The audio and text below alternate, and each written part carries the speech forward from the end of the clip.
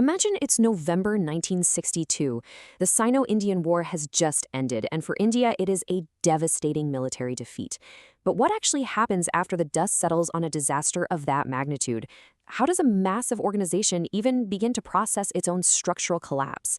Well, welcome to this explainer. Today, we are stepping into the classroom of history to conduct a real institutional autopsy. We're going to examine the legendary and honestly still highly classified Henderson Brooks report. This was a deep operational review commissioned specifically to examine the reverses suffered by the Indian Army. It looked purely at the military machinery, deliberately leaving out the diplomatic or highest-level political maneuvering. It is just an absolutely fascinating study in an organization looking at itself in the mirror. Okay, let's dive into this. Why do strong institutions actually analyze their setbacks? I mean, no one likes to dwell on failure, right? It's uncomfortable, but facing failure head-on is literally the lifeblood of growth for any serious organization out there. You have to strip away the excuses, look at the raw data, and understand exactly where the gears stop turning. And the Indian military recognized this need almost immediately. They absolutely had to find out why their formation simply disintegrated. To understand this collapse, we'll examine the report through 4 specific lenses: tasks versus resources, the breakdown of command, the intelligence failure, and finally, lapses in leadership. The timeline of this autopsy is actually pretty striking when you think about it. The war officially ended on November 21st, 1962. A mere 23 days later, on December 14th, the Chief of the Army Staff commissioned this incredibly deep, self-reflective review led by Lieutenant General Henderson Brooks and Brigadier Bhagat. By May 12, 1963, the comprehensive report was submitted. That is a remarkably rapid pivot from the absolute shock of hostilities ending right into the initiation of a cold, hard diagnostic process. All right, let's get into Section 1, tasks versus resources. The military was directed to implement a political requirement known as the forward policy. These were massive directives that resulted in what were essentially impossible orders. On the other side of the scale, you have the actual resources. The report explicitly notes that Army formations were deployed in what it called penny pockets. Basically, they were spread far too thin, lacking adequate manpower and lacking equipment. Reinforcements were either entirely inadequate or just completely non-existent when they were needed most. It's a classic, really tragic tale of a serious disconnect between the massive tasks being demanded and the meager resources that were actually available on the ground. Moving right along to Section 2, breakdown of command. A functional military has to rely on a clear system, right? You need structured operational echelons where orders flow predictably. But the report details a completely confused system during this crisis.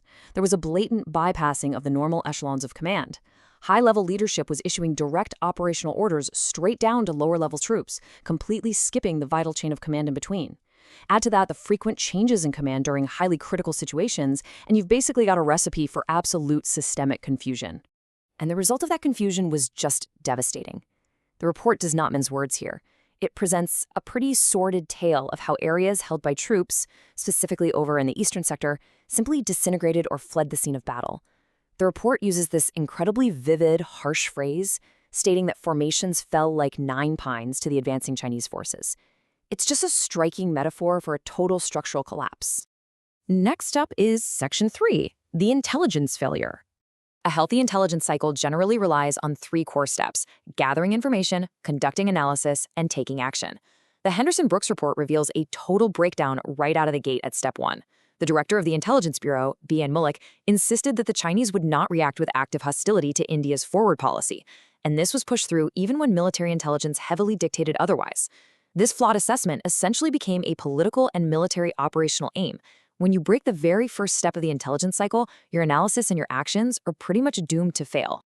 And that failure wasn't just sitting at the top strategic level. It was disastrous at the tactical level on the ground too. Even when the Military Intelligence Directorate actually gathered information and created these weekly intelligence reviews during the operations, the distribution was incredibly poor.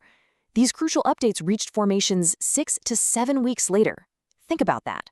For a commander in the field, intelligence that is a month and a half old is worse than useless. It's dangerously outdated. Because of this, troops remain blissfully unaware of Chinese operational moves and literally walk straight into ambushes. That brings us to Section 4, lapses in leadership. Now, we really need to pause here because the human element is where this report lays the absolute heaviest blame. A truly heartbreaking contrast emerges. The report actually goes out of its way to praise the junior leaders and the frontline soldiers who demonstrated immense courage to fight, battling bravely against insurmountable odds. But conversely, it heavily indicts the senior staff for lacking the courage to advise. There was a critical failure of moral courage among senior commanders to clearly state the operational difficulties and resource shortages up the chain to their superiors. And tragically, the report notes that those who actually did show the moral courage to speak up were removed from command. The report outlines some very specific, top-level failures.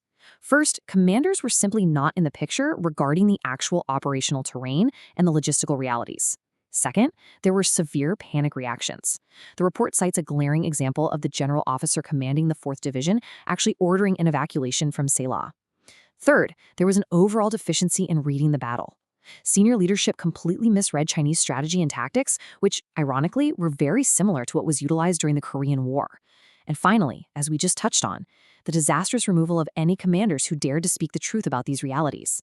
It was an appalling display of unsound military plans being made at the very highest levels. So the crucial point is, we know all of this incredible, damning detail. But here is the crazy catch. 64. Out of a 190-page institutional autopsy, only 64 pages have ever actually been seen by the public. These pages were selectively released on a blog by an Australian journalist named Neville Maxwell back in 2014.